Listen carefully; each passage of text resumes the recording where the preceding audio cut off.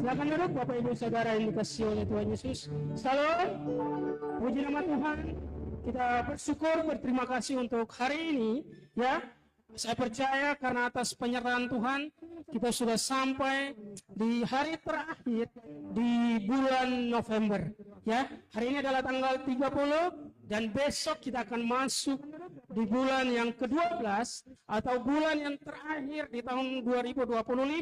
Saya percaya berkat Tuhan selalu ada bagi kita. Amin. Antusias mendengar firman Tuhan Bapak Ibu Saudaraku?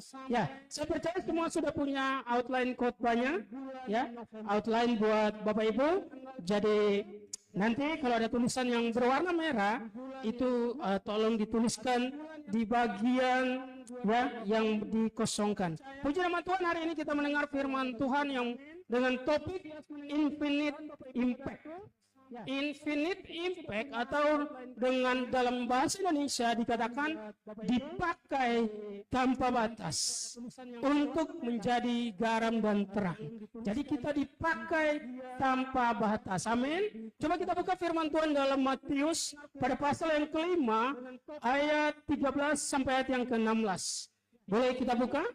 Ya, di Alkitab manual Bapak Ibu. Kalau yang nggak bawa Alkitab manual, ada juga di Alkitab elektroniknya. Matius pada pasal yang kelima, ya. Matius pada pasal yang kelima, ayat 13 ya, sampai ayat yang ke-16.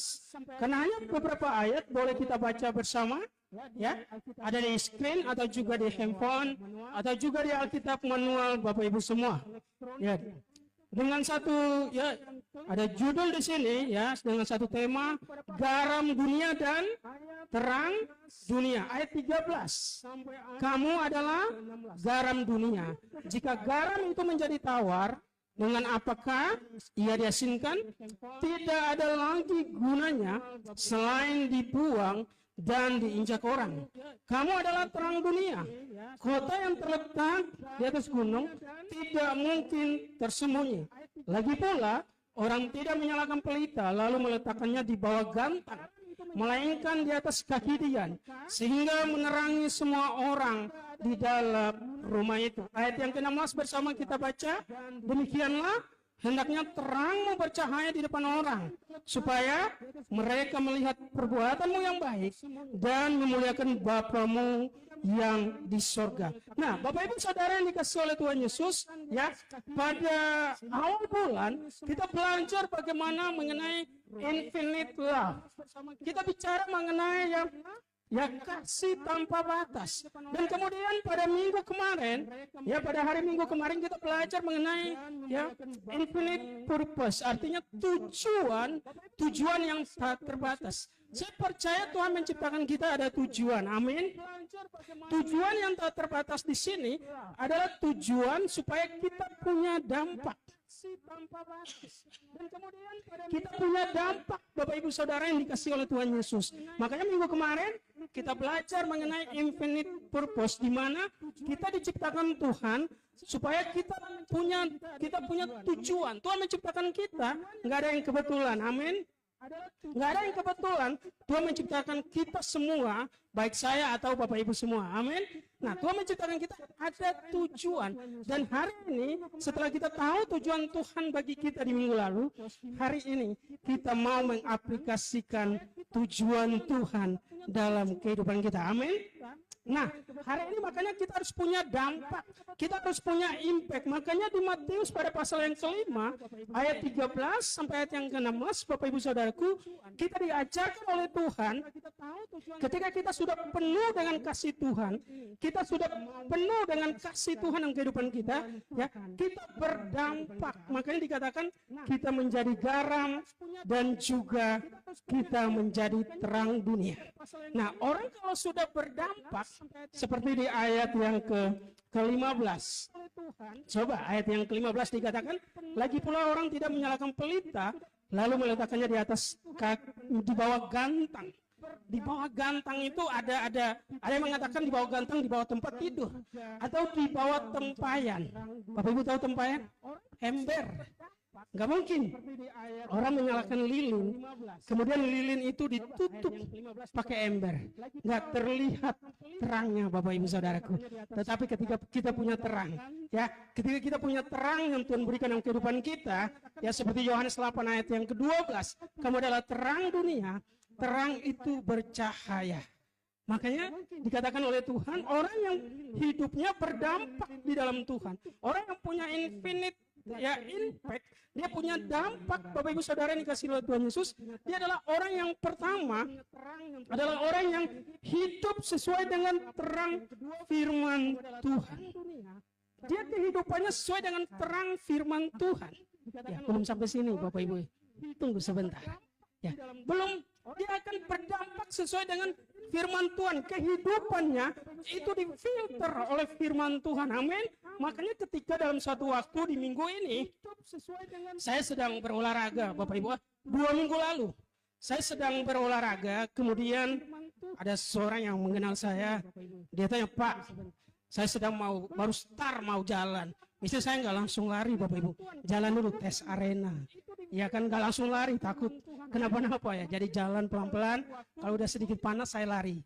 Nah, ketika saya berjalan keliling di tempat olahraga tersebut, ada seseorang yang memang sebelumnya sudah mengenal saya.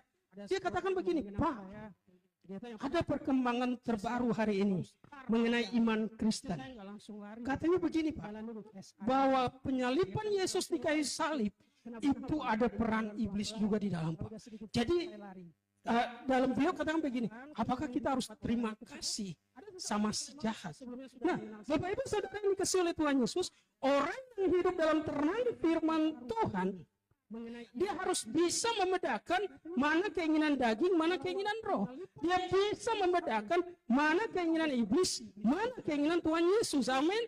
Bahwa penyaliban Yesus di kayu salib itu adalah karya dari Bapa kita, karya dari Allah sendiri bagi umat manusia. Artinya penyaliban Yesus di kayu salib itu enggak ada peran iblis. Justru iblis mau menggagalkan Yesus ketika datang ke dunia untuk menebus Bapak Ibu dan saya. Iblis mau menggagalkan rencana Allah atau misi Allah bagi dunia, yang dimana sebentar lagi kita akan rayakan Natal, Bapak Ibu Saudara yang dikasihi oleh Tuhan Yesus. Iblis mau menggagalkannya, sehingga apa yang terjadi? Makanya Kejadian 3 ayat 15, Allah katakan, aku akan mengadakan permusuhan antara engkau dan perempuan ini, antara keturunannya dan keturunanmu. Makanya dengar baik Bapak Ibu Saudaraku, nggak ada orang yang berteman sama iblis kemudian dia berteman sama Tuhan Yesus. Nggak ada.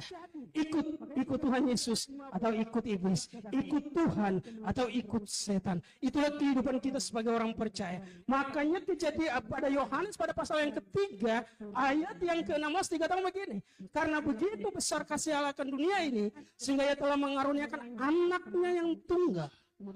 Sebentar lagi kita akan merayakan Natal.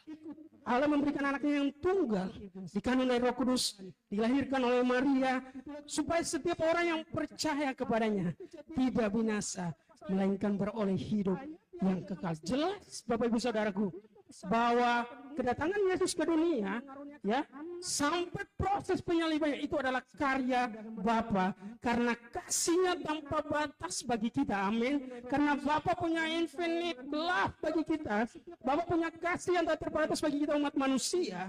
Dengar baik, bahwa Yesus itu datang bagi semua orang, tetapi orang yang percaya kepada Tuhan, itulah yang diselamatkan. Amin.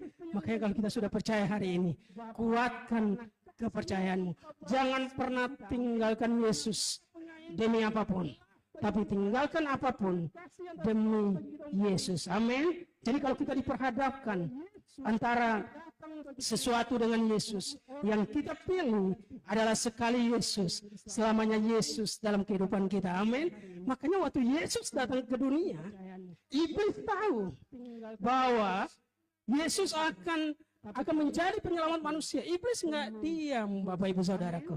Makanya di Matius pada pasal yang keempat kalau nggak salah, pada pencobaan yang di padang gurun, iblis menawarkan berbagai hal kepada Yesus. Supaya apa? Supaya menggagalkan kedatangan Yesus ke dunia. Supaya menggagalkan rencana Allah untuk menyelamatkan Bapak Ibu dan saya. Untuk menggagalkan rencana Allah bagi umat manusia. Makanya sebenarnya penyaliban di kayu salib itu adalah karya Bapa di sorga. Amin. Nggak ada peran iblis di situ. Peran iblis hanya berusaha untuk menggagalkan. Tetapi dengar baik, Yesus sebagai manusia, Filipi pada pasal yang kedua ayat 6 sampai 8. Yesus sebagai manusia, dia tunduk sampai mati. Dia bukan hanya menjadi manusia, dia menjadi hamba. Bapak Ibu Saudaraku, hamba. Kalau Bapak Ibu lihat di bahasa aslinya, itu kalau diartikan itu seperti keset. Keset tahu keset berguna ketika diinjak, Bapak Ibu Saudaraku.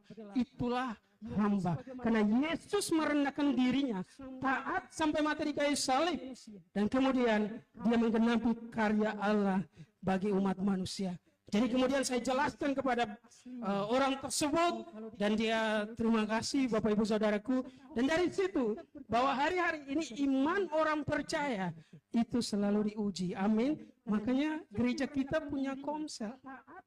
Ya, ayo ikut komsel supaya kita makin bertumbuh, bukan hanya bertumbuh ke atas, tapi kita berakar ke bawah dan kita punya kedalaman di dalam Tuhan, sehingga apapun perkembangan dunia kita bisa melihat apakah itu sesuai dengan terang firman Tuhan atau itu adalah perbuatan dari si jahat. Jadi Bapak Ibu Saudara yang dikasihi oleh Tuhan Yesus, kalau kita mau punya impact dikatakan begini, Tuhan menciptakan setiap kita bukan hanya untuk hidup baik, tetapi untuk membawa pengaruh, menjadi garam dan juga menjadi terang bagi dunia.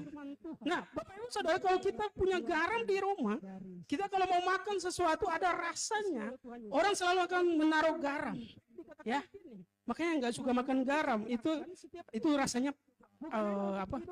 Ya, hambar ya, Bapak Ibu Saudara. Tapi sedikit ada garamnya. Supaya apa? Supaya makanan itu enak, Bapak Ibu Saudara yang dikasihi oleh Tuhan Yesus. Begitupun Tuhan mau, kalau kita mau menjadi pengaruh, kita mau menjadi terang bagi dunia. Makanya coba kita buka 1 Yohanes pada pasal yang kelima, ayat yang ke-19. 1 Yohanes pada pasal yang kelima, ayat yang ke-19. Ya, 1 Yohanes pada pasal yang kelima, ayat yang ke-19. Wah, ternyata hafalan ayat saya nggak salah, Bapak Ibu ya. Kadang suka banyak hafal ayat, kadang ada yang salah. Dikatakan begini, kita tahu bahwa kita berasal dari Allah dan seluruh dunia berada di bawah kuasa si jahat. Jadi kenapa kita harus jadi terang dimanapun Bapak Ibu Saudara yang dikasihi oleh Tuhan Yesus? Karena dunia itu dikuasai oleh si jahat. Ketika iblis jatuh dan dibuang ke bumi, dia menguasai bumi, Bapak Ibu Saudaraku, sehingga anak Tuhan, ya, orang yang sudah percaya kepada Tuhan, ya, Yohanes 8 ayat 12, Yesus adalah terang dunia, dan kita pun kalau mau berdampak, kita harus menjadi terang. Kenapa kita menjadi terang? Supaya menerangi dunia yang sudah gelap, yang sudah dikuasai oleh si jahat. Makanya kan ada karakter duniawi.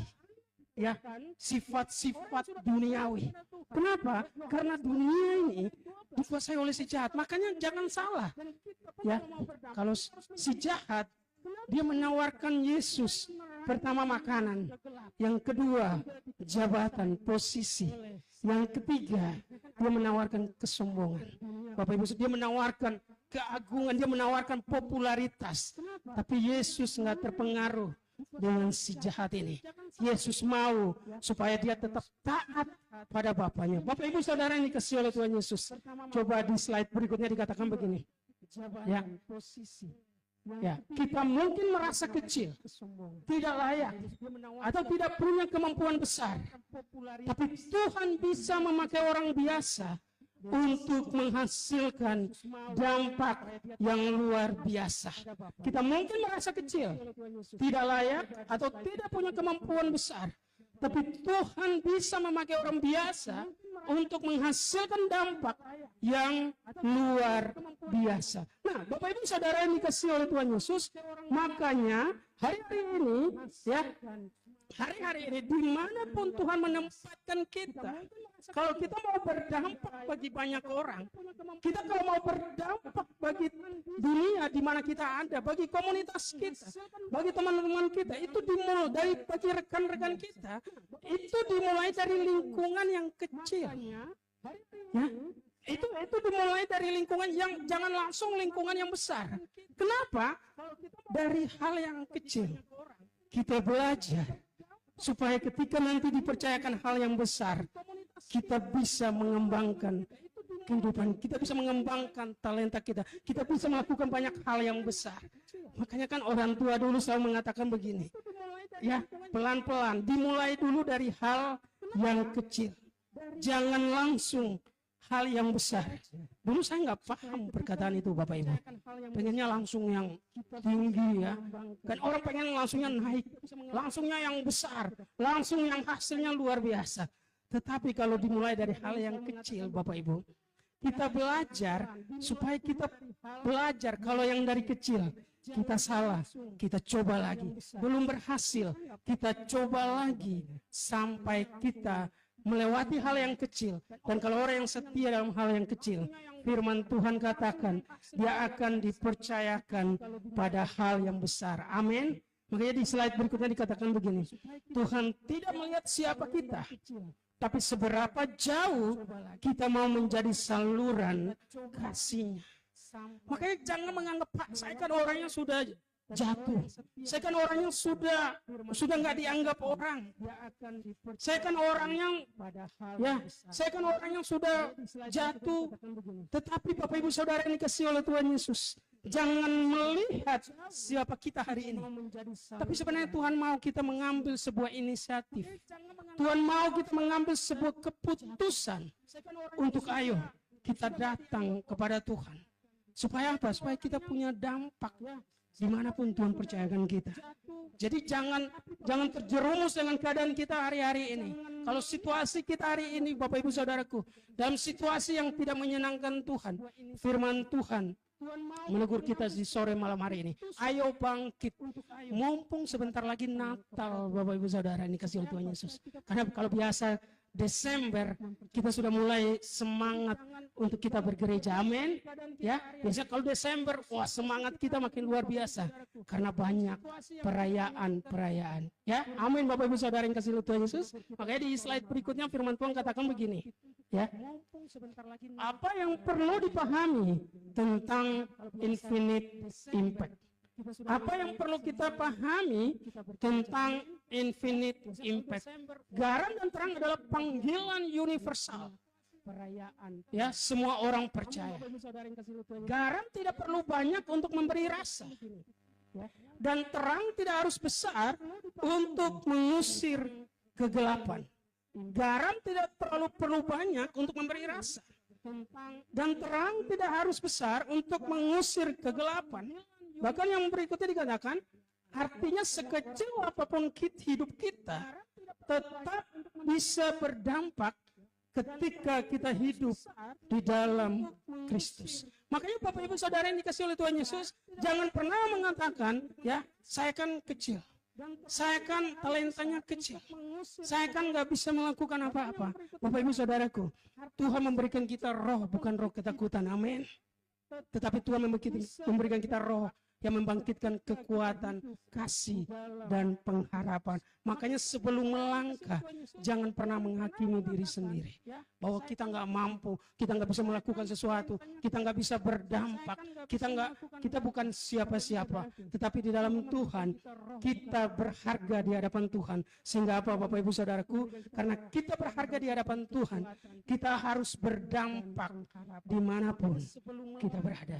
Dampak itu, Bapak Ibu Saudara, kalau kita mau berdampak, itu bukan berbicara mayoritas atau minoritas. Misalnya kita hadir di tengah banyak orang yang hidupnya nggak baik.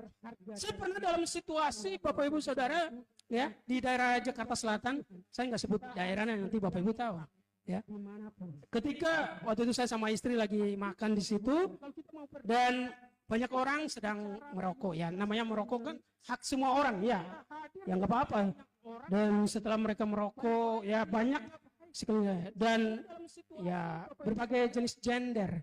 Gender cuma 2, pria dan wanita, Bapak Ibu, nggak ada tambah-tambah ya maksudnya. Nah, mereka merokok dan kemudian ada seorang ibu menawarkan saya, Bang, ini, ayo silakan Bang. Terus kemudian saya, aduh maaf Bu, saya nggak merokok. Bapak Ibu, saya yang ditawarkan, yang tersinggung ibunya, bukan saya. Ya, Abang orang Indonesia Timur kok nggak merokok, di mana sih Bang? Saya bilang, Bu, maaf saya nggak merokok. Dan kemudian si ibu itu curhat, maaf Bang, saya merokok karena saya stres, saya depresi. Dari situ saya bisa mengambil sebuah kesimpulan. Oh ternyata kadang, ini nggak semua Bapak Ibu, jangan diambil kesimpulannya. Kadang kalau orang merokok mungkin agak sedikit stres, sedikit depresi. Pertama ditawarkan, beliau yang tersinggung. Harusnya saya yang tersinggung Bapak Ibu. Orang saya nggak merokok, ya kan? Harusnya saya yang tersinggung. Tapi si ibu yang tersinggung. Yang kedua, setelah saya nggak terima, dia curhat.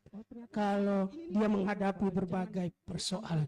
Bapak Ibu Saudara yang dikasihi oleh Tuhan Yesus, kalau kita berada di lingkungan yang hancur sekalipun, kalau anak Tuhan punya dampak, dia nggak hancur. Amin. Kita di lingkungan yang parah, rusak sekalipun, kalau kita sadar kita berharga di hadapan Tuhan, kalau kita sadar kita adalah garam dan terang dunia, kalau kita sadar bahwa kita hidup di dalam Kristus, kita nggak mungkin terjerumus ke dalamnya.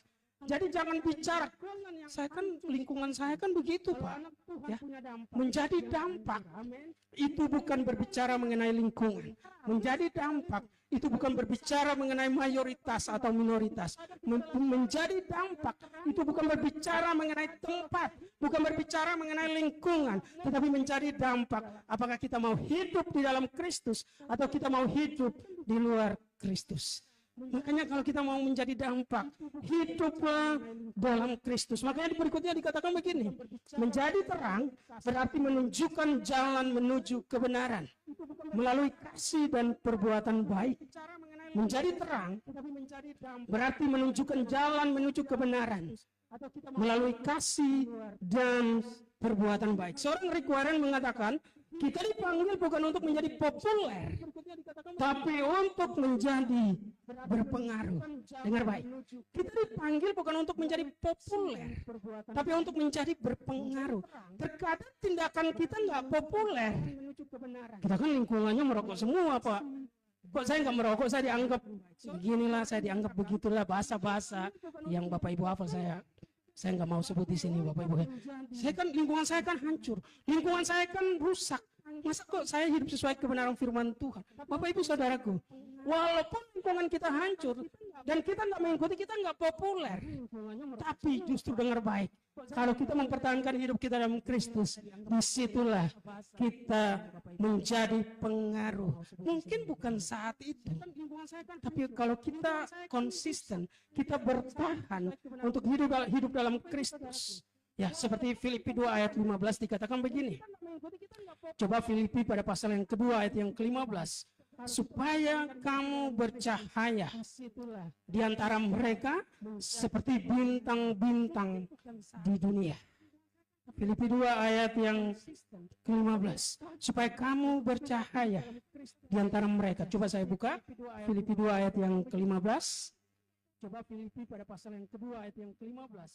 Supaya kamu bercahaya. Ya, Filipi 2 ayat yang ke-15 saya bacakan bagi kita. Supaya kamu tiada beraib dan tiada bernoda sebagai anak-anak Allah yang tidak bercela di tengah-tengah angkatan yang bengkok hatinya dan yang sesat ini.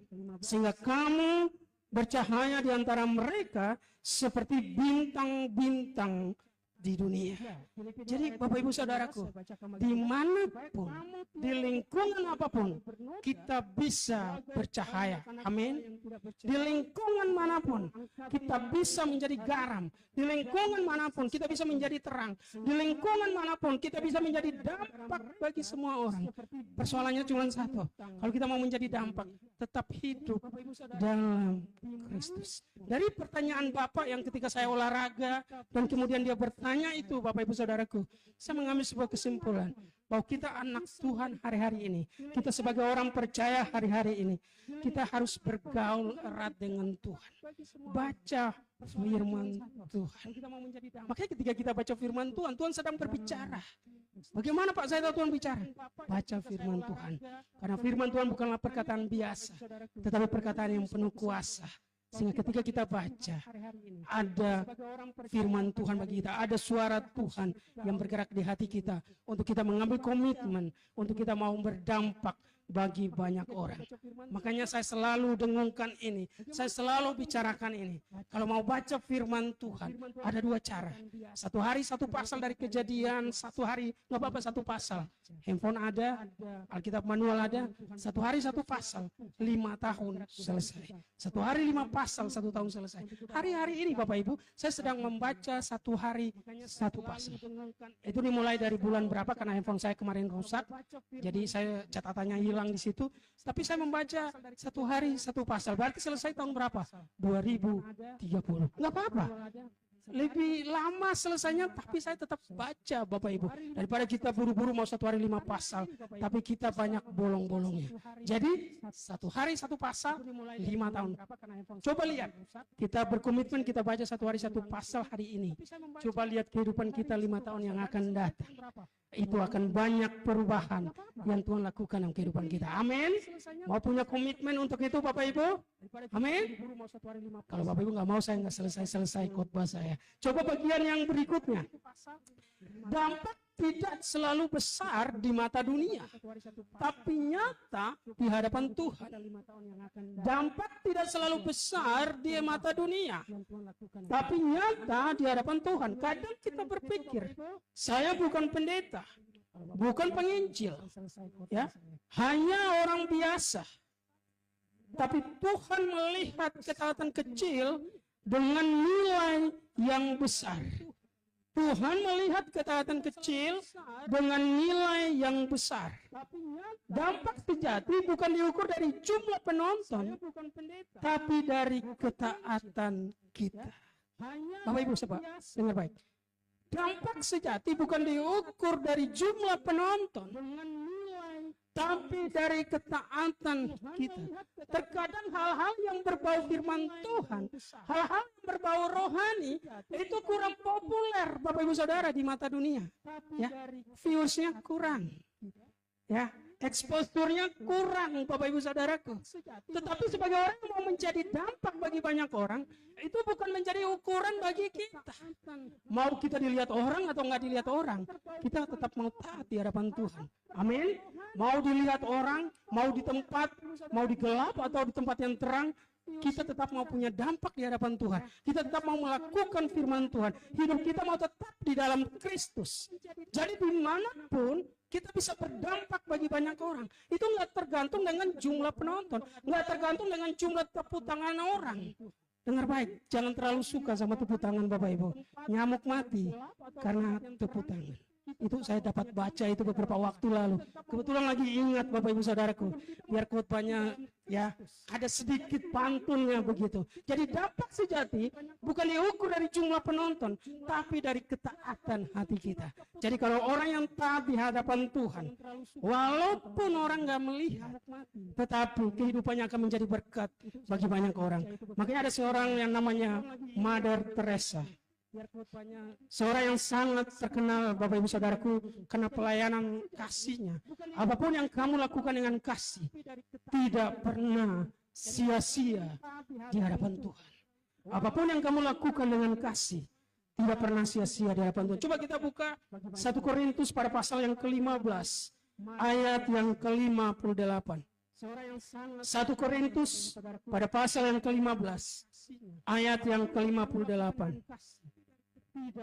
Ya, 1 Korintus pada pasal yang ke-15 ayat yang ke-58. Bapak Ibu bisa baca di screen. Saya bacakan bagi kita dari Alkitab manual saya. Dikatakan begini, karena itu saudara-saudaraku yang kekasih, berdirilah teguh, jangan goyah, dan giatlah selalu dalam pekerjaan Tuhan, sebab kamu tahu bahwa dalam persekutuan dengan Tuhan, jeripayamu tidak sia-sia. Orang yang selalu stand firm, maksudnya dia selalu berdiri kuat, berdiri kokoh di hadapan Tuhan. Dia selalu mau hidup sesuai dengan kebenaran firman Tuhan. Walaupun hari ini nggak populer, walaupun hari ini nggak diberi tepuk tangan, walaupun hari ini nggak dilihat orang, tetapi seorang Mother Teresa mengatakan bahwa apapun yang kamu lakukan dengan kasih tidak pernah sia-sia, dan ditegaskan dalam 1 Korintus 15 ayat yang ke-58 bahwa jeripayamu tidak akan sia-sia. Nah, jeripayamu dalam persekutuan dengan Tuhan tidak pernah sia-sia.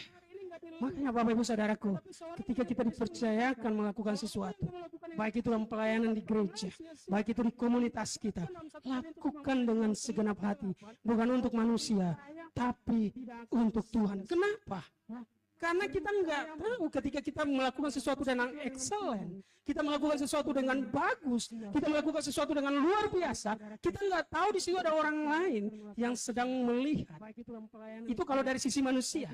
Ada orang lain yang sedang melihat, wah ini kualitasnya bagus, ini dia bisa menjadi dampak, dia bisa menjadi berkat bagi banyak orang, dia punya pengaruh.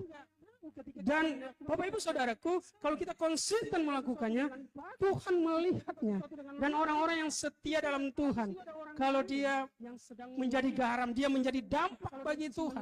Dengar baik, waktunya Tuhan akan mengangkat dia dari satu level kepada level yang lain. Makanya yang ketiga dikatakan begini, ada ya, gereja yang hidup dalam kasih dan kuasa Tuhan akan membawa surga ke bumi. Gereja yang hidup dalam kasih dan kuasa Tuhan akan membawa surga ke bumi. Ketika gereja hidup sesuai dengan panggilan Kristus, mengasihi, melayani, dan memberkati, maka dunia akan melihat surga di bumi.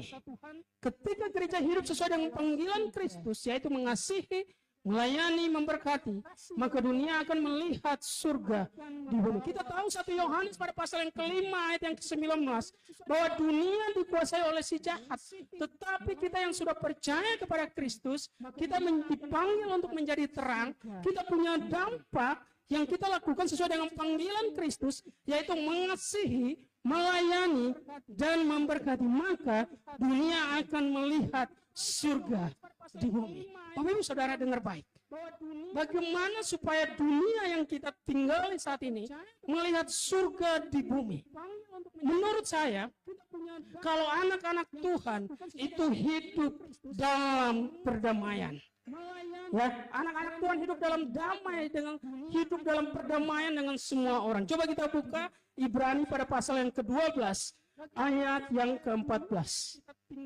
Ibrani pada pasal yang ke-12 ayat yang ke-14. Dikatakan begini, coba kita baca bersama Bapak Ibu Saudaraku, berusahalah hidup damai dengan semua orang dan kejarlah kekudusan. Sebab tanpa kekudusan tidak seorang pun akan melihat Tuhan. Nah, Bapak Ibu Saudaraku, biasanya kalau menjelang bulan Desember, biasanya orang Kristen punya satu tradisi yang menurut saya boleh juga, bagus.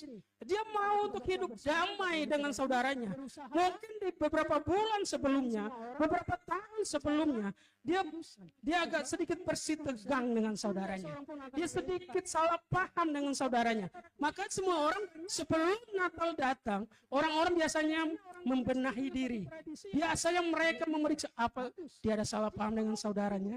Dia mau untuk berdamai dengan saudaranya sebelum dia berdamai dengan semua orang. Nah, Alkitab memberikan kita cara bagaimana kita berdamai dengan saudara kita sebelum kita menyambut Yesus sebagai Tuhan dan Juru Selamat, Sang Raja Damai itu sendiri. Coba kita buka Kejadian 32 ayat yang ke-20. Kejadian pada 32, Kejadian pasal 32 ayat yang ke-20. Sebentar khotbah saya selesai Bapak Ibu. Saya juga lihat waktu di sini, ya. Ya. Kejadian pada pasal yang ke-32 ayat 20. Coba Bapak Ibu kita baca bersama kalau kelihatan di depan. Dan kamu harus mengatakan juga, hambamu Yakub sendiri ada di belakang kami. Sebab pikir Yakub, baiklah aku mendamaikan hatinya dengan persembahan yang diantarkan lebih dahulu. Kemudian barulah aku akan melihat mukanya. mungkin yang akan menerima aku dengan baik. Kita tahu kita antara Yakub dan Esau. Yakub menipu abangnya, dan kemudian dia kabur, dia lari ke rumah omnya, Bapak Ibu Saudaraku. Dan kemudian Yakub mau kembali. Tapi dengar baik, Yakub ini dewasa. Dia ingat, saya pernah salah sama abang saya. Saya pernah salah sama kakak saya. Apa yang dilakukan oleh Yakub? Bapak Ibu Saudara, dia kirim kado. Dengar baik. Ya, dia kirim kado sebelum dia ketemu dengan saudaranya. Dia kirim hadiah. Dia kirim hadiah kepada abangnya. Dengan tujuan apa? Dia mau dulu mendamaikan hatinya. Makanya Bapak Ibu Saudaraku, dapatkan dulu hati saudara kita, baru kita dapatkan tangannya. Amin. Makanya sebelum Yakub berdamai dengan Esau, dia antarkan dulu hadiah.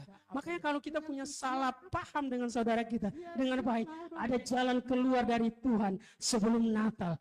Berikan kado kepada saudara kita. Tapi dengar baik, jangan makanan, jangan minuman. Itu bahaya. Karena orang bisa curiga. Kalau makanan, takut sesuatu di dalam.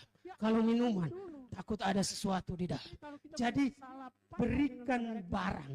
Dengar baik. Berikan barang. Bukan makanan, bukan minuman. Jangan sampai Bapak Ibu salah memahami khotbah ini. Kata Pak Ari, boleh kita kasih makanan, boleh kasih minuman. Kalau makanan minuman setelah mereka berkunjung ke rumah kita, boleh kita makan bersama. Tapi untuk mendamaikan hatinya, kasih barang. Makanya perlu kita bisa hafal ukuran kaki, ukuran sepatu saudara kita, ya, perlu kita hafal. Ukuran sepatunya berapa, ukuran sendalnya berapa, ya.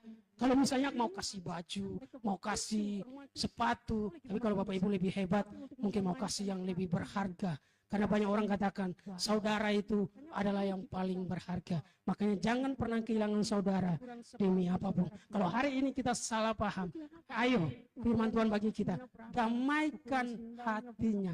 Kirim kado dari sekarang, tapi bukan makanan, bukan minuman, barang. Banyak yang di online itu banyak, Bapak Ibu. Saya nggak perlu sebut nama toko online-nya di sini, karena saya bukan brand ambassador-nya Bapak Ibu ya. Itu di online banyak.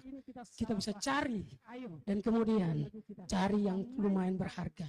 Kirim ke saudara kita, damaikan hatinya sebelum kita masuk di momen Natal. Supaya apa? Supaya kita mengalami, ya, kita melihat ada surga di bumi tercipta dahulu di keluarga kita. Amin.